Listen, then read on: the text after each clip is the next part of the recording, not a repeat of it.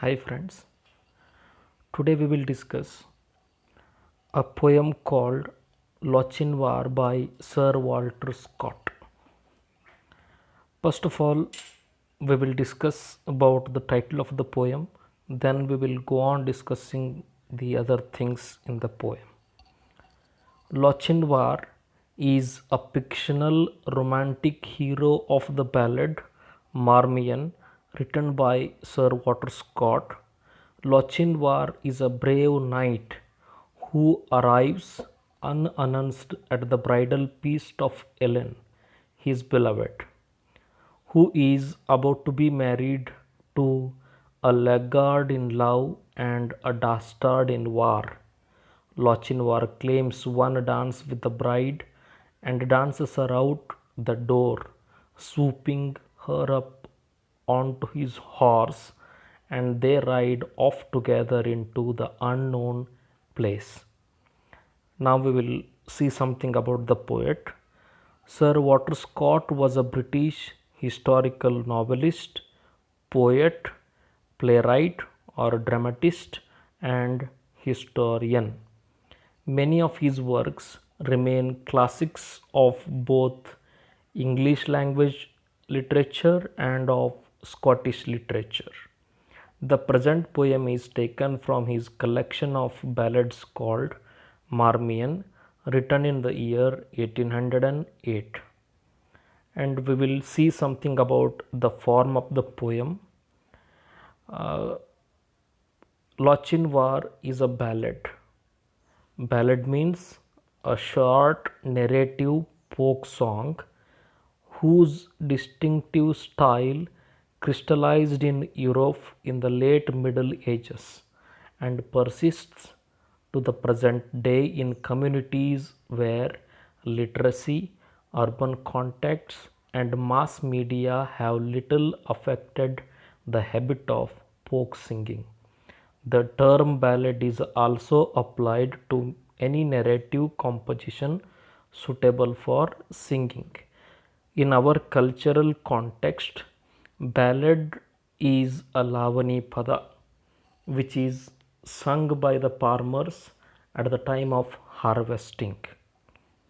We will read the text, then we will go on reading the summary of the poem. Lochinvar. O young Lochinvar is come out of the west. Through all the wide border his steed was the best. STEED, steed means horse.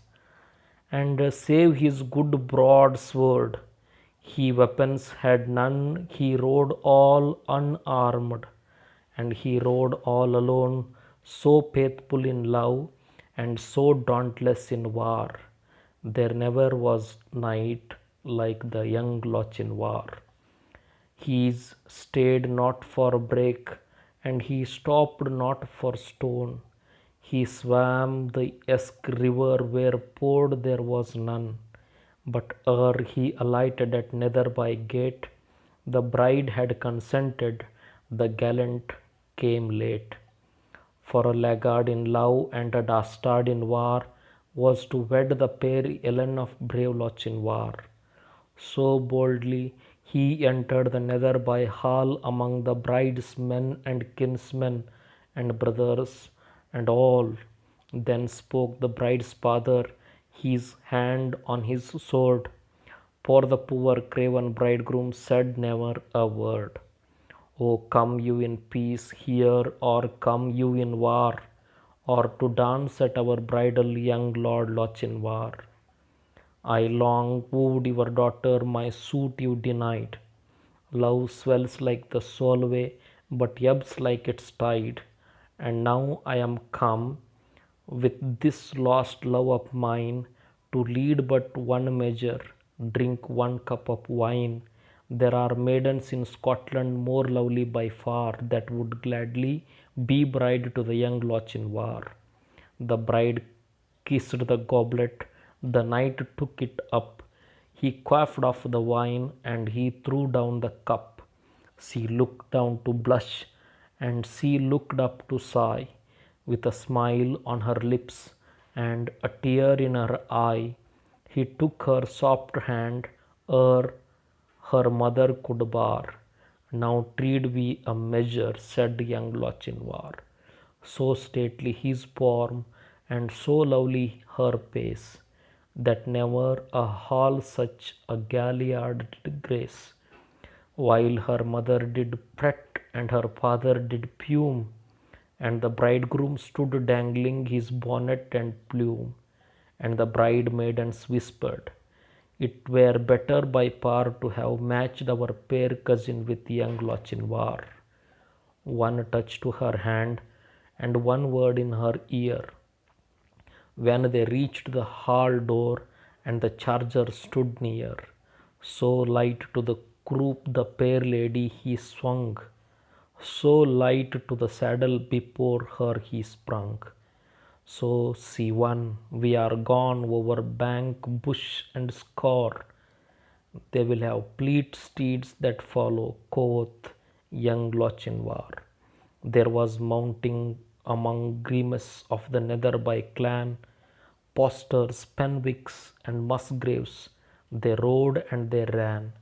There was racing and chasing on Canopy Lee, but the lost bride of Netherby never did they see.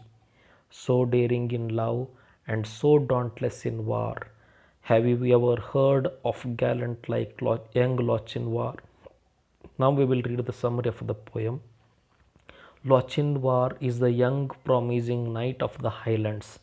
Lochinvar comes from a place called Highlands, and he is knight of the Highlands island. Knight means Knight. Knight means Saradara. He came riding all through the wide border in the west on his fighting horse that had served him to his best. He had a best horse in the world which served him for a long time. Though he is well versed in engaging in armed combat using his mighty broadsword, yet at this point of time he came riding carrying no weapons with him.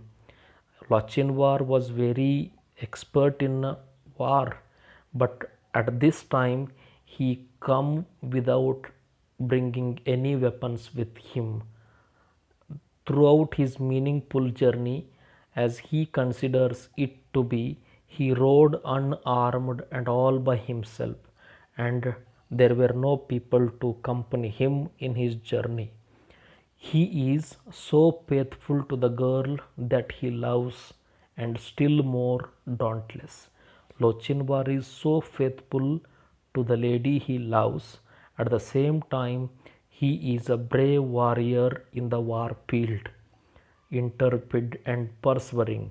In every war, he fought for his country, and he fought valiantly in every war for his country, and he won all the wars in which he took part. There has never been a knight so valiant like Lochinvar. There was no knight who is so brave, so gallant, and so handsome like Lochinvar. He never stayed back for anything that hindered him. Lochinvar didn't take a step back in Warfield unnecessarily, nor did he stop for any hardship that prevented him to reach his desired goal. And he was a boy who did not stop to getting his goal. Whatever problems he faces in his journey, he did not relent until he gets his goal. He swam across the Esk River where there was no ford, a shallow place where a river or stream may be crossed by wading. He, on the way coming to meet his lover, he swim across a river called Esk River, where there was no boat. However, before he alighted himself on his horse at the Netherby gate, the bride had consented him as the gallant who had arrived late, for surely he was a laggard, a slow dawdler, who was deeply in love and fighting so dastardly. He was very much in love with Ellen, and at the same time, he was very brave. He was very strong enough to fight the war, cowardly, despicable in war. In her personal opinion, he was to take the pair Ellen's hand in marriage.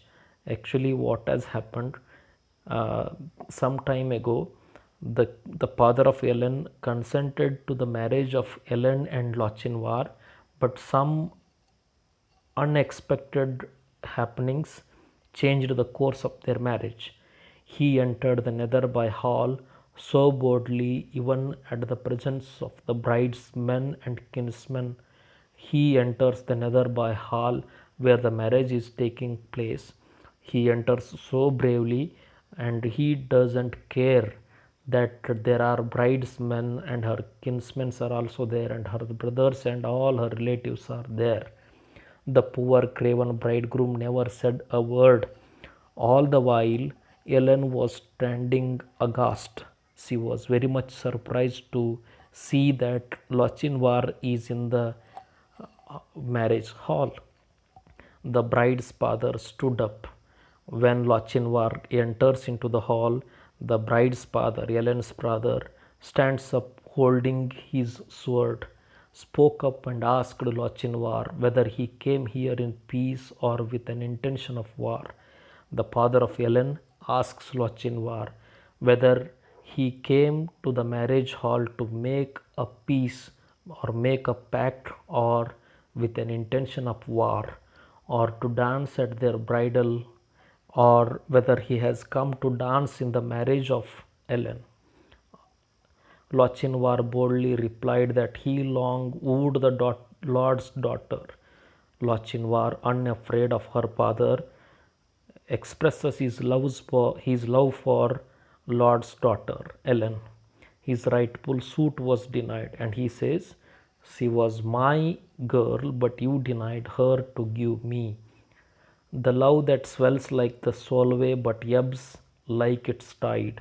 And he says, "My love is like a sea and it ebbs like its tide." And he says, "My love is like a sea and the feelings of my love are like tides, declining like the movement of the tide out to the sea. And now he has come with his love, lost only to lead for but one measure, and that is to drink one cup of wine." Meanwhile, Lochinvar says, "Even though I loved your daughter from my bottom of my heart, you denied her to give me. That's why I came here to attend her marriage and drink a cup of wine in the marriage feast. For in truth, there are still many beautiful maidens in Scotland who are more beautiful than the fair Ellen." And he also says, "There are more beautiful girls in Scotland who are willingly ready to marry me, and they are more beautiful than your daughter," he says, "who would open heartedly become a bride of him." The bride kissed goblet, and by the time Ellen takes a cup of wine and she kisses to the brink of the glass and drinking vessel with a foot and a stem, while the knight Lochinvar took it up. After Ellen kisses the cup of wine, Lochinvar takes that cup and starts drinking. He quaffed of drink deeply or drain in long draughts.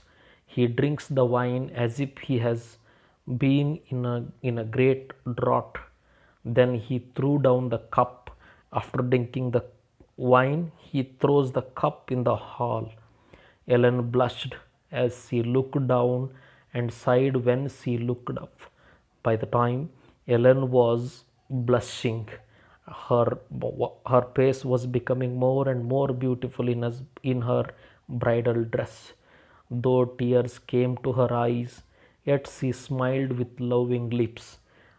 Already tears were trickling down the eyes of Ellen, but she hides her fear and she hides her sadness and smiles. But before her mother, but before her mother could bar her any further, He took her soft hand and told her that both of them should tread a measure before the intervening of Ellen's mother. Lochinvar holds a hand of Ellen and he tells her that they are about to take a decision, the factor of love by which both are reckoned with. Lochinvar's form and appearance is so stately and kingly, while her face appears so lovely. In his dress, Lochinvar is looking as a king, and Ellen in her bridal dress looking very beautiful and blushing cheeks. It is like a hall of fame that has never graced a Gilead, a lively dance usually in triple time for two persons. While the bride's mother stood there fretting and sad, and her father fuming and complaining, the young bridegroom stood there dangling, hold or carry, loosely suspended his bonnet, a hat tied under the chin with a brim paving the face. When Lochinvar and Ellen are dancing, her mother was very sad and she was fretting. She was very much sad about the fact that her daughter is dancing with Lochinvar, and her father was very much angry on Lochinvar as well as his daughter, and he was shouting nothing like anything, and the bridegroom was stood aghast. He was looking open eyed at the at both Lochinvar and Ellen. A large feather used for ornament. Lochinvar kept a feather of a bird, beautiful feather of a bird, on his hat as an ornament. All the bride maidens whispered to each other and said that it was better by far to have matched their fair cousin with Lochinvar. While both of them were dancing, the friends of Ellen whispers among themselves that this is the good company. Both of them make a good company and they are matching each other. They talk themselves. Lochinvar touched her hand softly and spoke a word in her ear. Lochinvar touches the hands of Ellen very softly and speaks one word in her ear. They walked steadily till they reached the door of the hall. They starts walking towards the door of the hall and encountered the charger who stood there. A doorkeeper or a gateman was standing in front of the hall, and he comes pacing Lochinvar. The fair lady swung swiftly to croup the rump or hind quarters of a horse, and he too swung swiftly to the saddle of the horse before her. But avoiding the gateman, avoiding the soldier, Ellen jumps on the back of the horse, and before her, Lochinvar also jumps on the horse and they start their journey. Then Lochinvar loudly announced that he has already won her. After both of them board the horse, Lochinvar announces to the gathering that he won his love. Now they would be gone over the bank of the river, and he says, we will run across the bank of the river, bush and score. We will run across the river of the bank. We will run across the bush, and we will run across the score, a steep, craggy outcrop of a mountain or cliff. And he says, we will cross that mountain which we are seeing there, though they would have a fleet of steeds to follow them. And he also says, I know that your father will send hundreds of soldiers following us to catch us.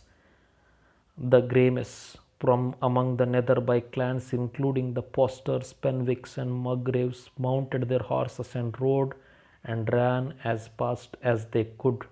As expected, many soldiers from other countries also mounted their horses and followed Ellen and Lochinvar. They raced and chased, and all the 100 soldiers chased the lovers, newlyweds, on the leeward slope of the Canopy Hills, but they never caught up with them. But the 100 soldiers were unable to catch the young lovers. A man so daring in love and so dauntless in war, there is truly no one as gallant as the young Lochinvar. And finally, the father of Ellen agrees that Lochinvar is the brave person and he is very dauntless in war, but at the same time, he is also a true lover. And this is how the story ends. Thank you very much.